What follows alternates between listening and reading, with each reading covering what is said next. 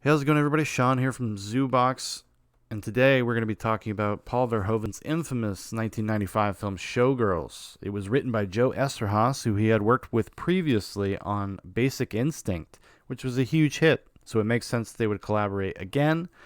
The film stars Elizabeth Berkley, Kyle MacLachlan, Gina Gershon, Glenn Plummer, Robert Davi, and others. The description is Nomi, a young drifter, arrives in Las Vegas to become a dancer and soon sets about clawing and pushing her way to become the top of the Vegas Showgirls. So, the reason I'm watching this is the upcoming episode of Zoobox Goes to the Movies is going to be a deep dive into everything Starship Troopers, which is another movie that was kind of misunderstood. Now, I'm not saying that Showgirls is misunderstood in the same way, and we'll get into that. But I was curious about kind of just his filmography. I wanted to put Starship Troopers into context, so I could maybe divine some things. I could make some assumptions about what led him to make some of the decisions he made in Starship Troopers. I just wanted to have a more well-rounded idea of where Verhoeven was at as a director at that period of his life. And I know all about Showgirls. I know its history. I know its infamy. I know what it has done. It was done over the years, and it's kind of become a cult classic. Even I would even say in the past 10 years or so, it's gotten a little bit of a cultural, critical reassessment in terms of its value. Most people put it in the camp of being a camp movie. That's kind of where it's kind of landed over the years, and it's unclear what the intention was when they made the movie. Were they making a send-up? Were they making a satire? Was this supposed to be funny? It's not clear, and it's hard to get any clarity, even if when you start listening to interviews and you read the things that came out of the time and what they were saying about the movie. Like, all of the creatives were not very clear about what their intentions were, which is fine. Like, I don't have a problem with that in general. But I do think it confuses the movie, and it is a confused movie. I think it's one of these times where there's the people behind the scenes, the creative people, from the director to the writer to the actors. I don't think everybody was on the same page. I do think Verhoeven was purposely being a little silly, being a little subversive. I think some of the satire is intentional, because it's kind of got this air of a fairy tale. Like, it's clearly supposed to be some sort of grand morality play.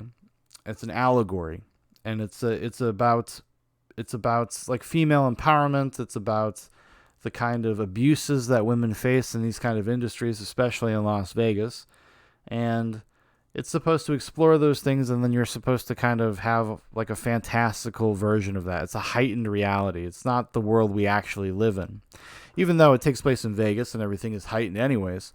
But even just the way all the characters are, they're all kind of versions of archetypes, and the way that the story plays out, it has kind of a very predictable and easy to identify structure. It does feel like it's harkening back to something very simple, and it's interesting watching the movie, especially this time, because this is the first time I've ever watched it with like an intention, with like trying to be critical about the movie.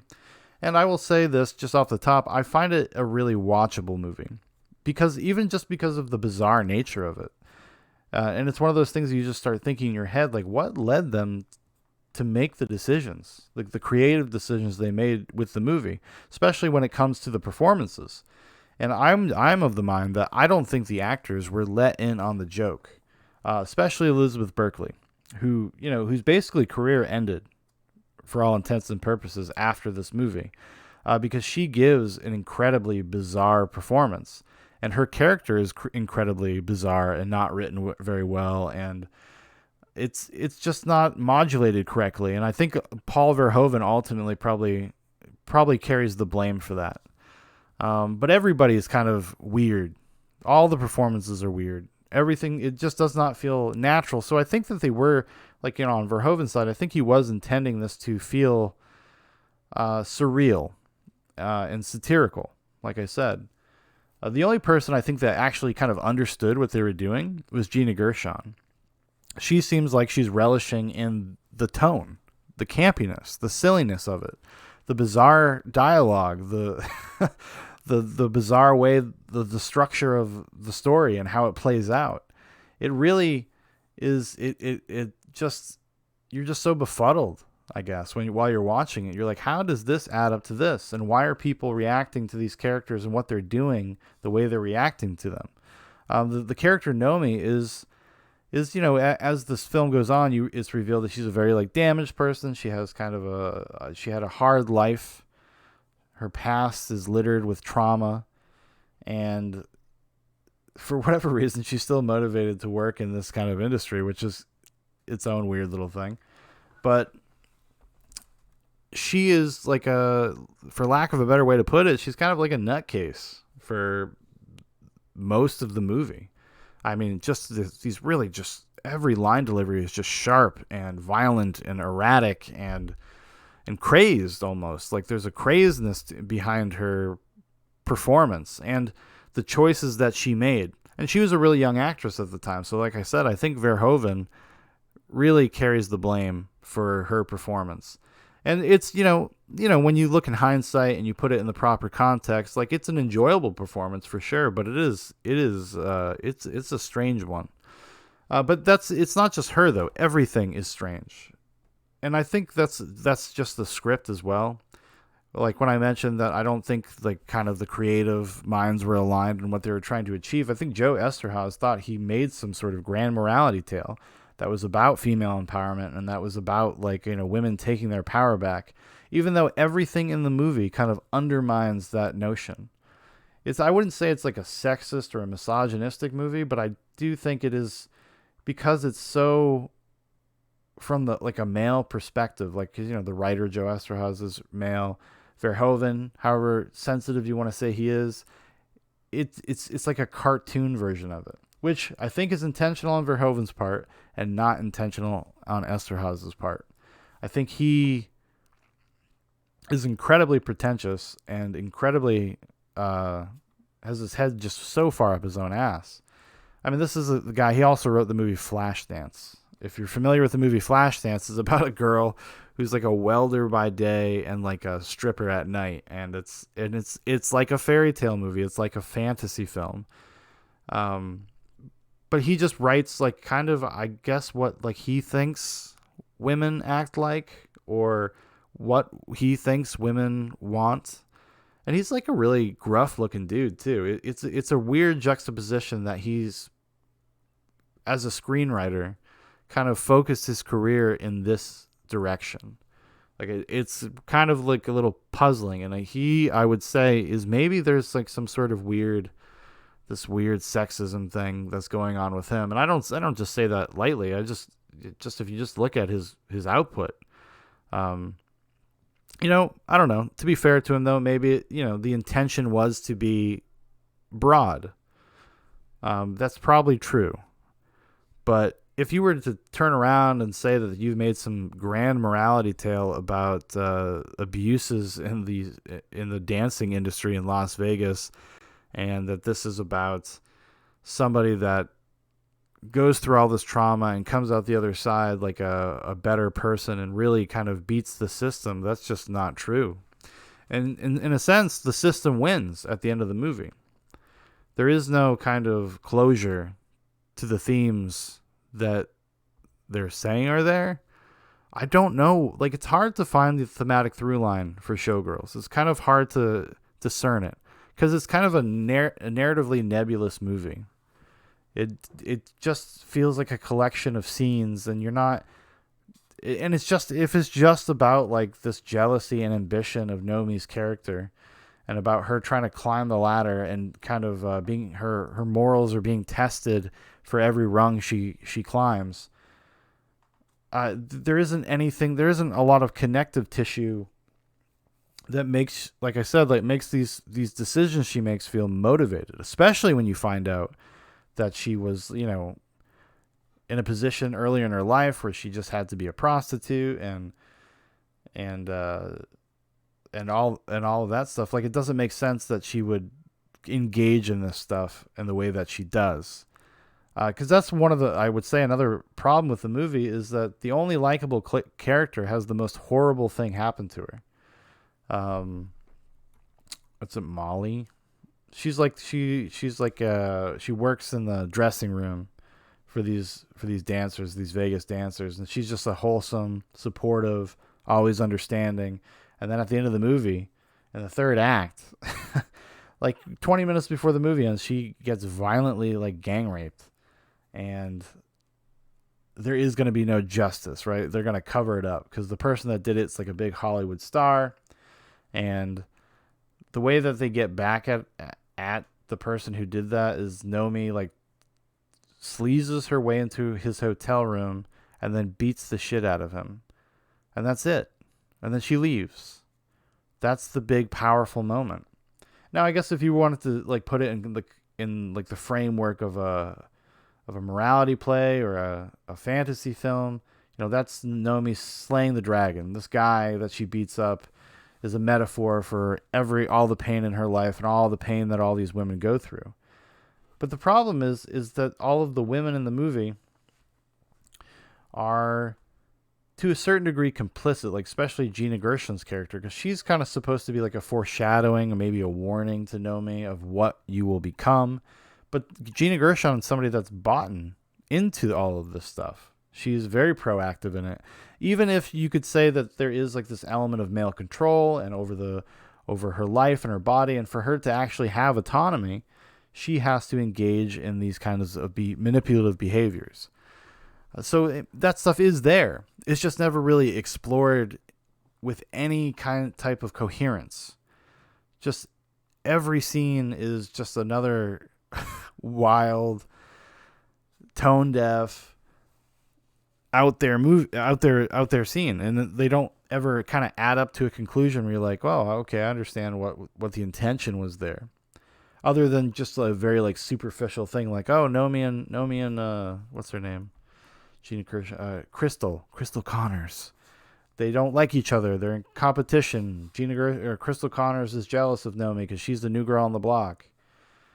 That's all you get from it. You don't, because there are other themes that are being explored in the movie. And when I watched the movie this time, there is kind of this undercurrent of kind of like an underground like sex industry that's going on, and these women are kind of treated as tokens and they get abused, and then that's kind of, they put a period on that with when Molly gets raped, but it doesn't do anything else to explore that stuff in any kind of like interesting way. It's just kind of there, and and just like if you're a normal regular person, you're like, well, that's bad. And that's all it has to say. That's all at the end of the day, that's all it has to say. That is bad. It doesn't really kind of dive into any of the more complex kind of sex politics that are going on in the movie. There's a lot I think you could probably project onto the movie, but whether or not that was intentional, I can't tell. I couldn't tell. I had really no idea. And maybe if upon further inspection, maybe if I watched the movie more, I would get more out of it. I actually watched, there's a documentary that came out just like a couple weeks ago. It's called You Don't Know Me.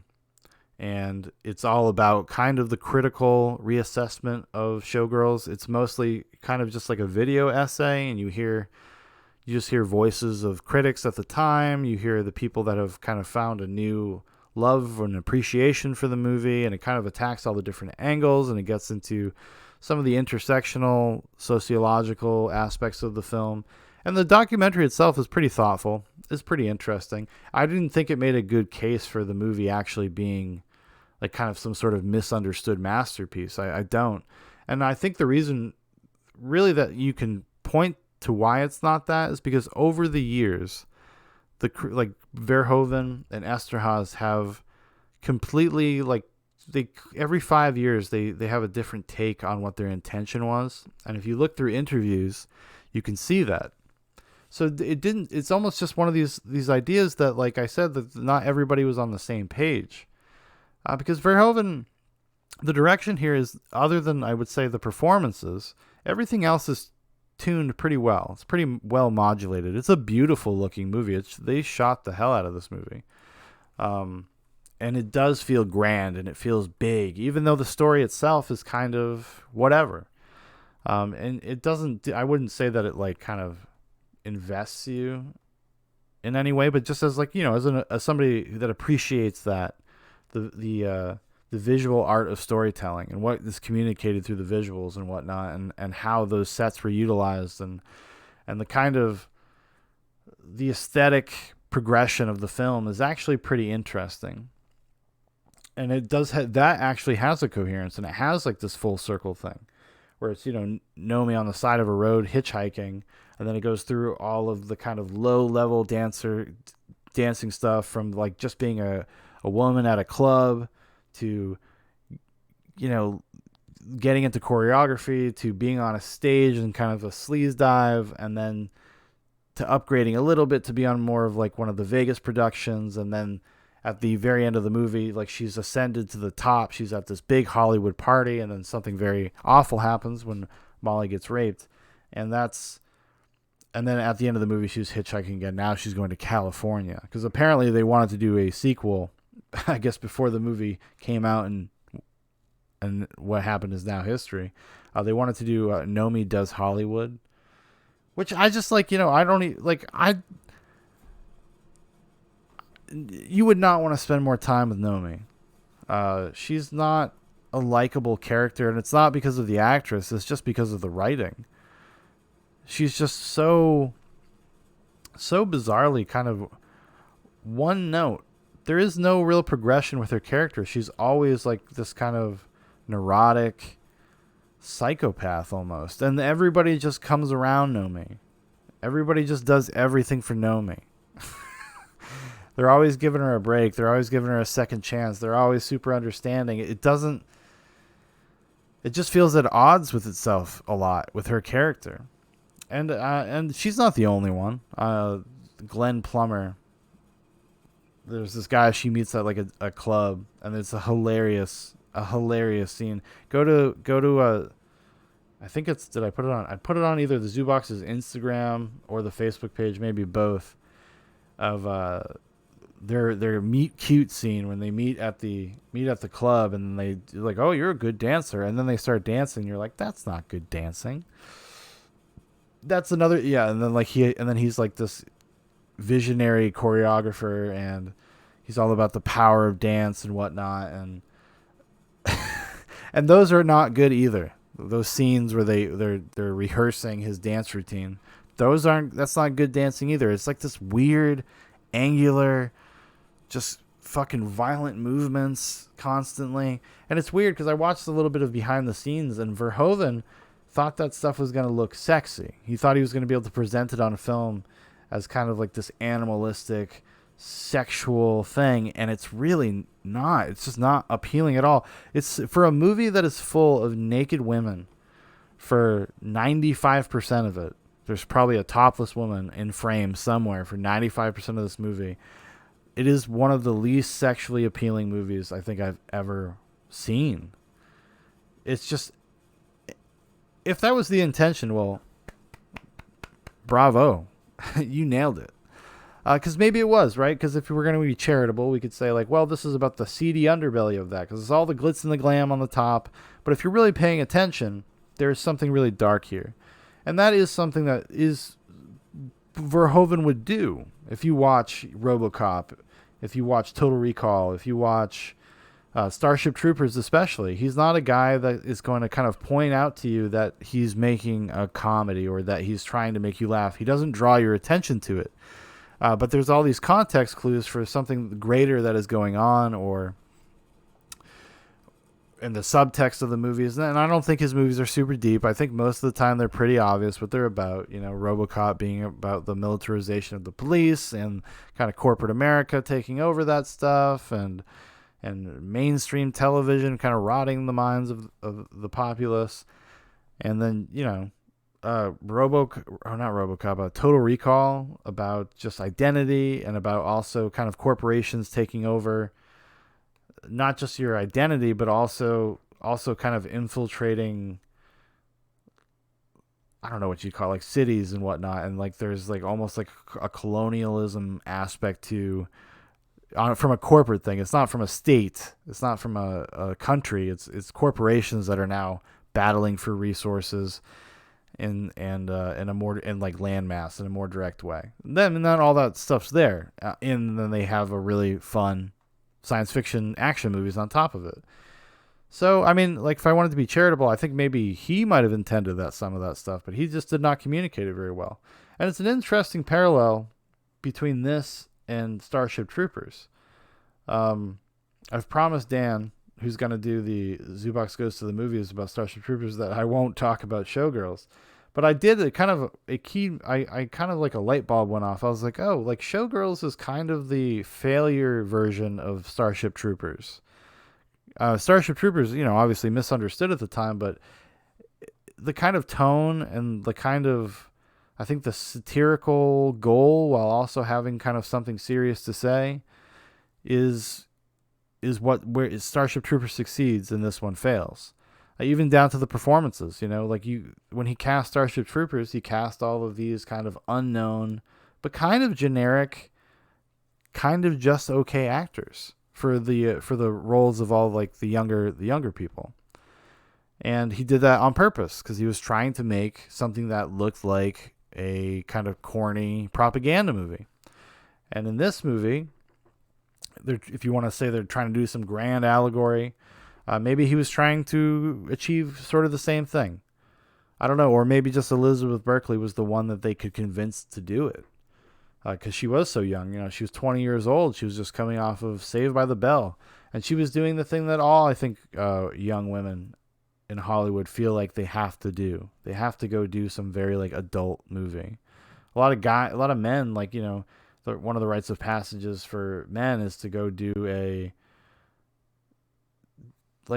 do some sort of like I don't know what you'd call it. It's not the same. I don't know. I don't know where I was going. I lost my train of thought there. But it's just, there's always kind of these weird rites of passages. And the movie itself, in a weird way, addresses that. These kind of weird rites of passage that you have on kind of in the inside baseball nature of entertainment. And she just kind of fell victim to that as well. It's interesting when you start thinking about it that way, that she was actually a victim in the same, and not like a quote unquote victim, but in the same way that her character was.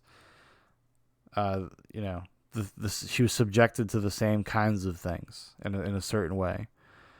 And I actually feel really bad for Elizabeth Berkley. I don't really know anything about her.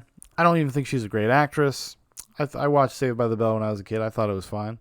Wasn't my favorite thing in the world, but I didn't hate Saved by the Bell. But yeah. So Showgirls. It's a movie. It's very, like I said, it's very watchable. It's a fun movie to watch. It would be a fun movie to watch with a bunch of people. I don't think I would. It's not something I would ever kind of go back to over and over again. But it's fun because of the camp aspect and kind of the failures of the movie. But also because it is interesting. It is interesting on a meta level, and you can kind of see what they were trying to accomplish without modulating it correctly. And the movie just feels so all over the place at times. But hey, if you're like a film fan, if you're into that kind of stuff, I think Showgirls is worth watching just for posterity, just to kind of understand a moment in time. Because it was kind of a thing in the late 80s to the mid 90s, like these kind of very hypersexual dramas. They were all over the place. Verhoeven made a few of them. He did, well, at least one other one. He did Basic Instinct at the time. I'm trying to think of another one. Is The Last Seduction. There's another movie that comes to mind. I don't know. So that it was kind of a thing. It was kind of in the zeitgeist. I mean, a few years later, another of the most least sexually appealing movies, but is actually successfully pulls it off, is Eyes Wide Shut. I mean, that came out a couple years later. Because that's how you do it, Verhoeven. That's how you do it. You do it like Kubrick does it, baby. Because Kubrick's another one of these guys. He's not going to hold your hand and tell you where the laughs are, what you're supposed to be getting out of the movie, but he gives you enough. If you're willing, you can find it. Verhoeven, like I said, is a little more on the nose.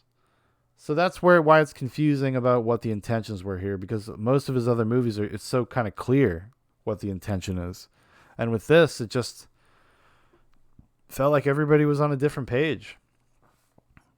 And that's what makes it watchable at the end of the day. Because if this had been like received better, or say they were all on the same page, would Showgirls still be something people talked about? Like, I don't see a straight version of this movie that's good. The material just isn't there. I think it all starts with that script. That script is not interesting, and it's not good, and the dialogue is insane. But they did it. They made the movie. Yeah. It was worth it. It was worth watching, like I said, to kind of put Verhoeven in a better context. Because I think it's almost like when he did Starship Troopers, he was like, I got to get this right. Like, I got to do this one more time, this kind of thing, and try it again. That's my opinion anyways. All right, everybody. Thanks for watching. Thanks for listening. If you'd like to follow Zoobox, if you'd like to know everything Zoobox, keep up to date with everything, there are links in the description for Facebook, for Instagram, for my personal Twitter. Also, if you'd like to make a request for one of these daily movie reviews, throw it in the comments section, and I'll put it on the list. All right, everybody. Have a good night.